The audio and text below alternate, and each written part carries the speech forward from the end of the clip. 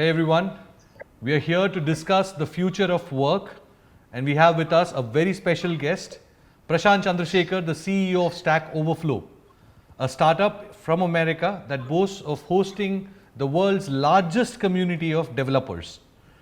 Well, we have established over the last 5 days that technology is the future, and of course that puts developers and of course the entire ecosystem, bringing that together. That's essentially what Stack Overflow does.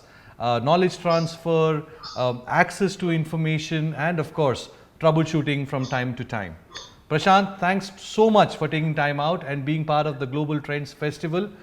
Business Insider, on behalf of Business Insider, I know a lot of our reporters speak to you. It's always a pleasure listening to your insights time and again. Thank you so much for participating, for being here with us today. Thanks so much, Sriram, and the Business Insider team. Great to see everybody again, and it's our pleasure to be associated with such a fantastic global event, and really excited to be here and share our insights. And talking about the future of work, and I'm like, the last time I read an article, the interview that you gave to Business Insider, there was a fascinating point that stuck with me till now, which was the movement of the tech workforce, the tech talent, away from the cities into the hinterland of India. And I think that was an insight that was worth, dwelling a little deeper into. And I definitely want to hear more from you on what happened at the pandemic and what does it mean over a longer period of time, this movement of talent away from cities like Bangalore, Chennai, Hyderabad, and Delhi, Gurgaon, Mumbai, anywhere. Yeah, no, absolutely. Great question. So, as you mentioned earlier on, our mission as a company is to really help write the script of the future, as we like to say, by serving developers and technologists all around the world. So we have something like over 100 million monthly visitors on our network of about 150 websites across Stack Overflow and Stack Exchange, and we're obviously one of the world's most popular websites, a top 50 website in the world.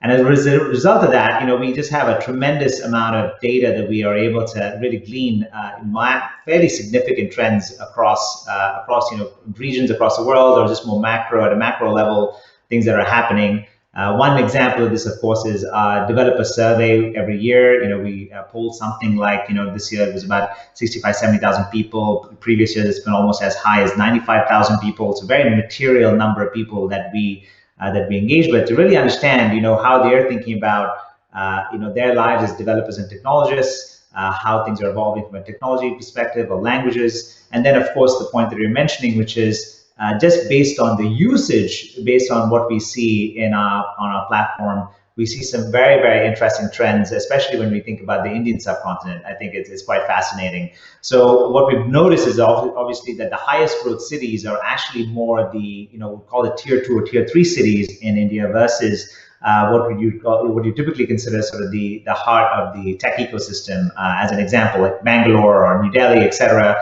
Bangalore, where I grew up as a child. And you're noticing now that the higher growth elements are actually more in places like Lucknow and and other kind of other cities that are outside of your typical metropolitan cities in India. So it might suggest it's probably a little bit too early to kind of come to a conclusive theory behind what's happening. But I would say certainly there seems to be some level of correlation between the pandemic, the fact that people are going back to perhaps their hometowns. That's one hypothesis. People are obviously trying to move away from densely populated cities. So certainly there's some level of data that suggests that. Now, again, there's a correlation causation type of analysis that needs to continue to be worked on. So I don't think we can say that conclusively yet, but certainly the initial trends are fascinating as we go through this globally as a community. Anecdotally speaking, it's hardly a surprise that we have seen people from tier 2 cities across the country flocking to some of the biggest engineering colleges, and then taking up these jobs at the big IT service companies. And then when the lockdown happened, it makes sense that they went back home or whatever. But like you said, it would be too soon to draw a conclusion on that front. But definitely this is something that is being talked about in many boardrooms, in many companies. Staycation is a thing nowadays. People have just moved out of cities and they're working from wherever they are. And therefore, it's not such a far-fetched idea as much as you're hedging it. But I respect the reasons why you are doing so. What I'm trying to ask here is, what I'm trying to arrive at with this, with these statements is, what does it mean for companies, and where does Stack Overflow come in this reordered dynamics of technology and talent? Yeah, no, great question. I think that, because of our scale and reach across the world, we have, like I mentioned, over 100 million monthly visitors. Something like 60% of developers come to our website every day, right? So I think there are about 27 million developers in the world based on the current stat, but based on the current market size. But in terms of that's obviously exponentially growing as a result of what's happening. But we're noticing that, in general, there is a very, very large scale, move towards digital models. Of course, like you said, with boardrooms thinking about how do they now grapple with the reality that, people are forced to adopt digital models, whether if you're an incumbent that is being disrupted by, startups across the world on some very specific part of the value chain. Companies are being forced to really rethink how they compete, and this entire what was historically probably kind of postponed as perhaps something that they would address down the line has been accelerated very, very dramatically. So there's definitely that element of it that seems to be flowing through even our own data. You notice that the amount of folks we saw, our new users, number of new signups go up very significantly earlier this year as part of the pandemic. And this all speaks to the fact that developers and technologists are front and center in this movement. They are the ones that are really going to enable writing the next generation set of applications, whether that's for a traditional company or a next generation company. They are the ones that are really influencing technology decisions around how to think about the latest feature that either in Amazon Web Services or Microsoft Azure or Google Cloud launches. And we've seen this tremendous increase in activity on those websites on our platform. So we just see, I think, in general, this move to digital models enabled by the cloud, of course, which is kind of almost $1 trillion of spend that's moving to the public cloud platforms, and then of course movements like DevOps still accelerating, and of course all of this is fueled by the remote world environment, which allows, perhaps as a conclusive point, it allows for a real, it's a leveling of the playing field in many ways, because now companies have access to talent literally everywhere. So if your company, philosophically, if you're trying to really accelerate your digital models, you now have the ability to go and hire folks irrespective of where they are. Hopefully policies are changing internally, and people have determined that they can get the best talent regardless of where they're located. So Stack Overflow obviously plays a big part in that we enable a tremendous amount of community building on our public platforms, where where people are able to share knowledge on all the various technologies, whether that's Python, programming languages, or scripting languages, or cloud technologies. And then ultimately, people are leveraging their engagement with companies on our platform to learn very rapidly, find their jobs, and ultimately also through our SaaS platform, be able to really share and move really very quickly internally in a private sense through our Stack Overflow for Teams capability. So that's how we really participate and help accelerate this digital transformation effort that's effectively underway, in a very accelerated fashion around the world. So I think one of the things I have always, I've told you earlier as well, that even some social media platforms are trying to now work around communities. I've spoken to some of those people, and they're like, how do we create communities? How do we create useful communities? Something that feeds off each other. And I think you guys just jumped the entire phase before that and started from building communities. And I think that is definitely going to sort of work for you in a great way. What I want to know is, what is your vision? Because that is something that I don't have an answer for. What is the evolution of these communities, and what are they going to look like, and what purpose are they going to serve, let's say 4, 5, 10 years from now? Where do they fit into the ecosystem? Yeah, no, excellent question.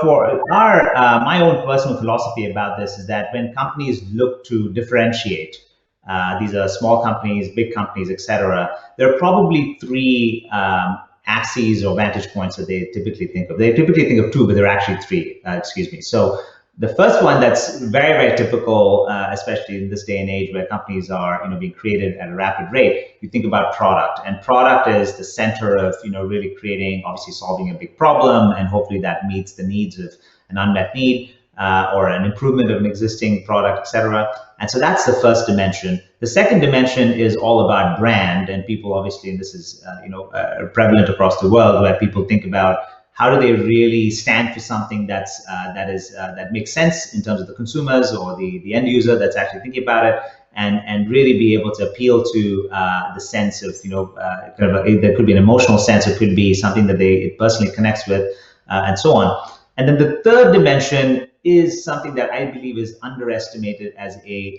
competitive differentiator, which is basically communities. And so that's where we come in. Right? We've been in the business, quote unquote, of building technology and digital communities for almost 12 years, over a decade.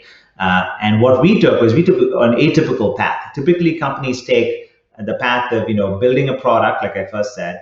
Then they establish a brand as a result of a great product that's gaining traction, and then they may think about community third, as a kind of third element of differentiation. For Stack Overflow, we actually started with the community first, and then we obviously established a very phenomenal brand as a result of building a very, very useful community for this very specific sector of technologists and developers. And now we're actually now on our product journey where we're actually building SaaS products and so on. So we've actually gone the reverse direction relative to what is mostly common, which is the first two, people going from product to brand for the most part, and maybe think about community. So for us, I really believe that communities are going to be absolutely essential for companies to really accelerate their development into the new digital world. We've seen examples of this with the open source communities that have now formulated, and think companies like MongoDB and others that have done this really well. And it's really a new axis through which I think companies will think about really accelerating their own their digital transformation.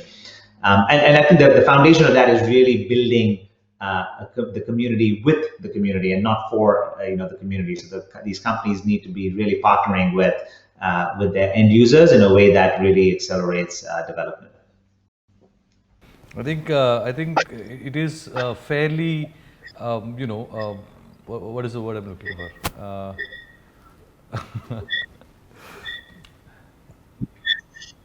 Oh God.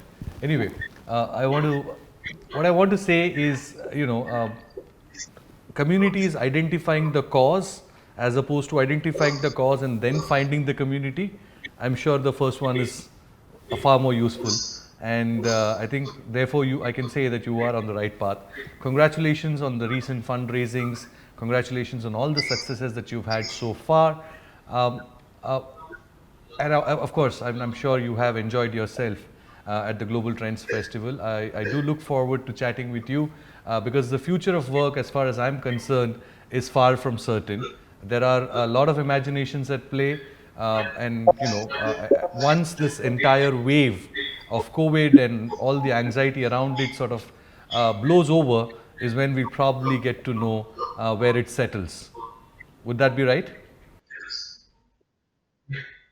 Yeah, I think if your question is, I think that this is absolutely a very significant reset for the world, right? I don't think there is going to be a going back to what was historically, what was historically established as people, being in the office and so on. As as an example, Stack Overflow, we were 60% remote in our marketing organization, 80% remote in our product engineering organization, and about 40% remote as a company before the pandemic, right? And so we've been talking about remote work and the benefits of remote work for literally over a decade. It's been in our DNA, how we operate as a company, how do we onboard new employees, or staffers, as we like to call them, has all been sort of ingrained very much for many years. And I think many companies now are having to grapple with, how do they really think about a remote workforce? And I really truly believe that there's going to be very much as we've talked about, broadly, new normal after the pandemic does pass, and that looks like it's going to be several quarters away and not sort of a near-term sort of thing. And when that does happen, I do believe at a minimum, we're going to be in a hybrid, we meaning the world's companies will be at a minimum in a hybrid type of environment. And many of them will also choose to be 100% remote, like we're all sort of forced to be today. So I think that this is going to cause a very significant change in not only sort of the operational elements of how you actually, operate companies and lead them, but it also is going to have a very significant, a movement with regards to culture and, how do you actually lead companies? And this is a question I ask myself all the time, it's coming from environments where, you're really kind of in an office-based environment and there's a very specific way in which you can do that. This environment is, you've got to balance many things. You're trying to balance, the mental health of employees. You're trying to balance the amount of direction and guidance that we're giving, but also giving people the autonomy to do and trust them to do the work. So there's a very significant, I believe, shift, and there's going to be a shift in culture with regards to how companies are just operated as we go forward. Because I think the traditional top-down approach is going to sort of erode, and a lot more sort of enabling employees with a very servant leadership type approach is going to really evolve very rapidly, in my opinion. I'm sure people have realized that work from home, the future of work, all the dynamic changes is not limited to getting a subscription for Microsoft Teams or Google Hangout or any other such service. It is a lot more, and that's exactly what Prashanth is telling us, because he's been doing this for over a decade. Prashanth, the entire world has a lot to learn from people like you, and we definitely look forward to having a chat again.